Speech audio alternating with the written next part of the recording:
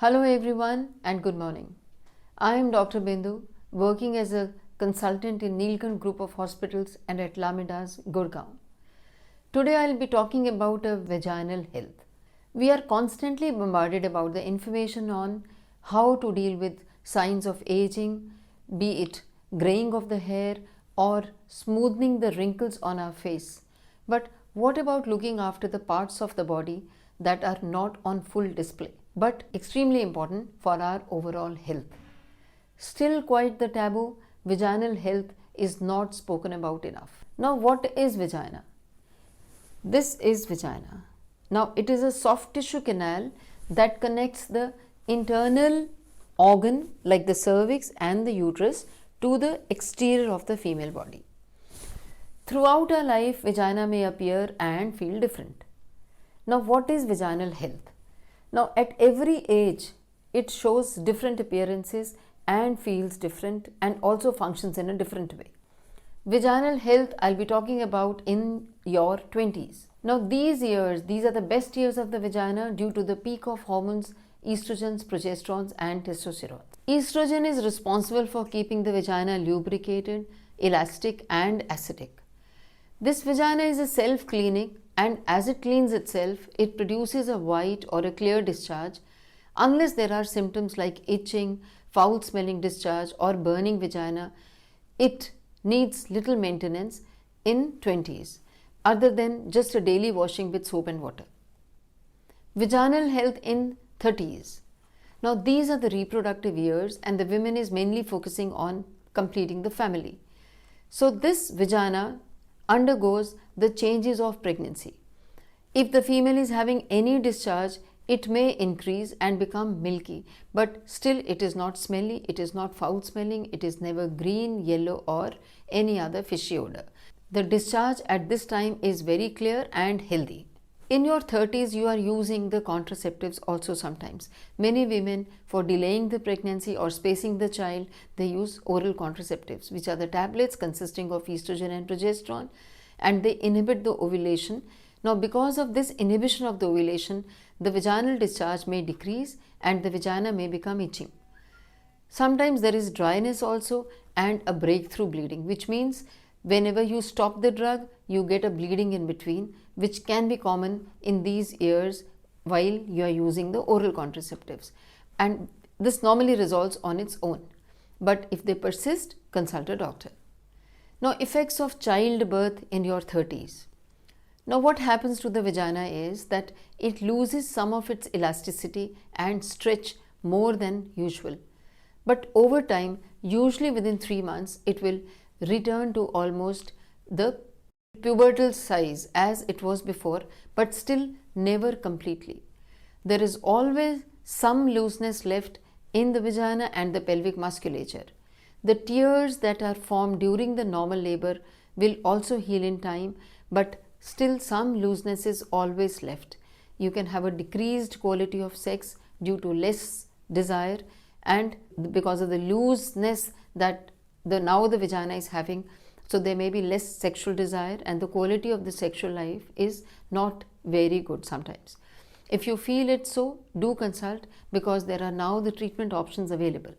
Now the treatment options that I want to talk. 2 of the latest therapies available for these problems are, one is the radio frequency wave or the lasers, and there is a HIFM technology. If you don't want to use these treatment options, I'll be talking about them a little bit in the later half. Kegel's exercise, which are contracting and relaxing your pelvic musculature, these also help in strengthening the pelvic floor muscles and restoring the vaginal tone.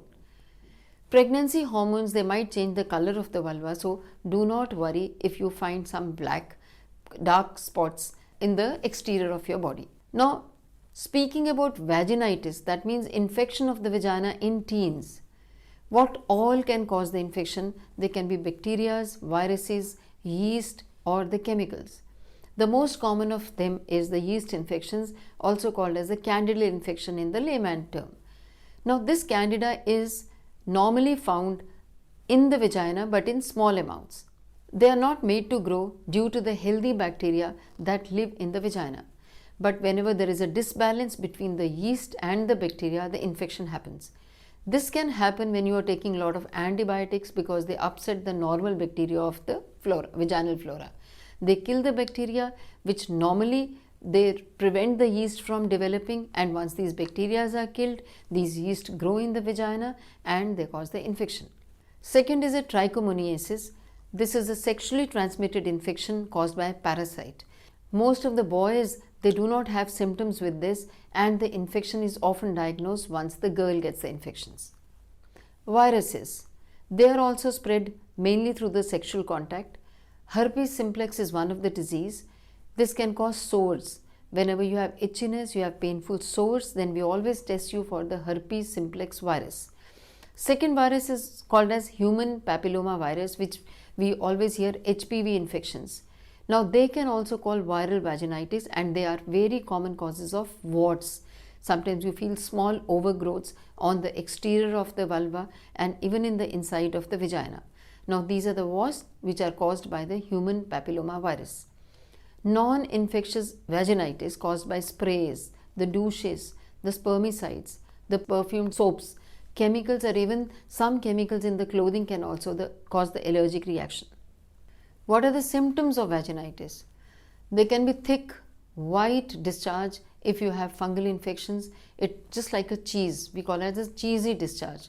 They can be greenish discharge, itching, redness, fishy smell if you have trichomoniasis infection. Whenever you are passing the urine, they can be pain or they can be burning. So you can have urinary tract infections also with this.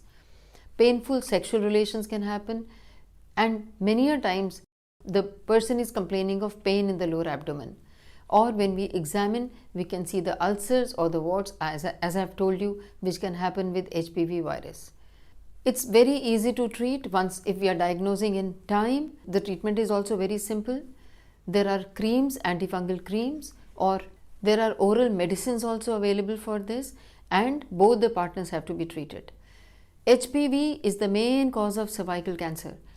These days, cervical cancer vaccine is available and it is given in 3 doses, 0, 2 months and 6 months. Then the best time to get vaccinated is between 20 and 25, sometimes even earlier if you become sexually active at an early stage.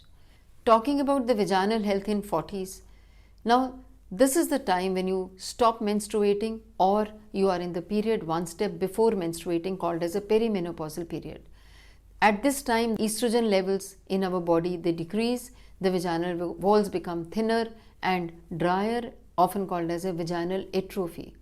Now what this causes is, it can have vaginal burning, vaginal redness is there is a lot of itching, and again burning during passing urine, and there is an increased risk of sexually transmitted infections because of the thin vagina. But overall, to relieve this vaginal atrophy, over-the-counter vaginal moisturizers are available. Estrogen creams are also available over the counter, but before you use them, consult a doctor. If you don't want to use any of these applications, you can use olive oil or coconut oil, a home remedy. Talking about the vaginal health in 50s and above, this is the time when the periods have already stopped, estrogen levels are very low, vaginal atrophy is a very common problem in 50s. Due to these low estrogen levels, the acidity in the vagina changes, which makes the chances of infection even more. This vaginal atrophy can impact the urinary tract also, again causing urinary frequency and burning.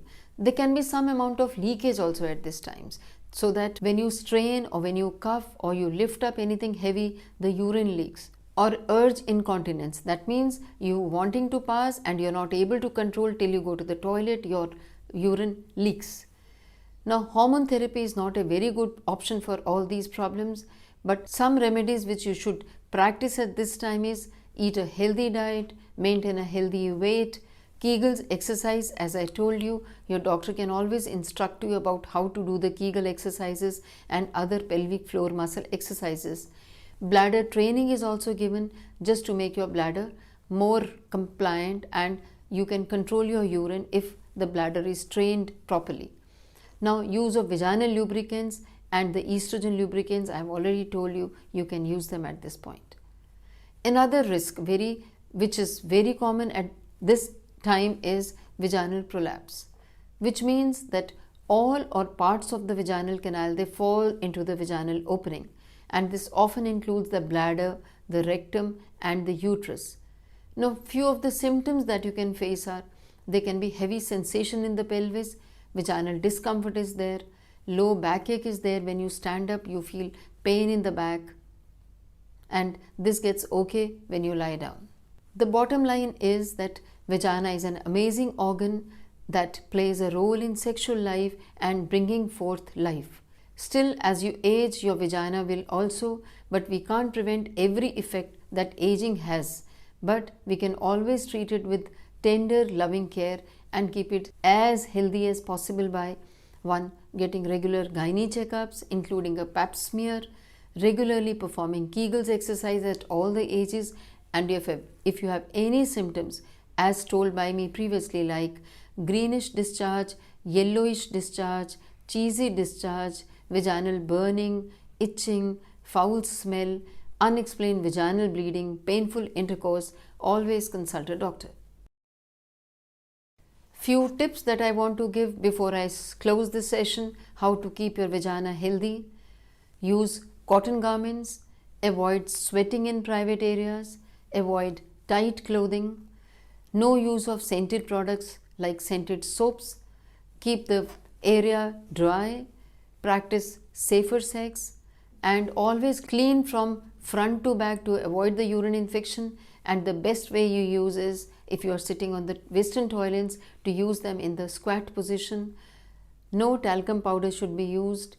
Don't ignore the signs of infection because they are very easily treatable before they become chronic. No douching. And one thing which is very common these days, not remove the pubic hair. You can always trim them because they act as a barrier for the infections. And once again, my advice is, don't ignore the signs of vaginitis or infections in the vagina. Thank you.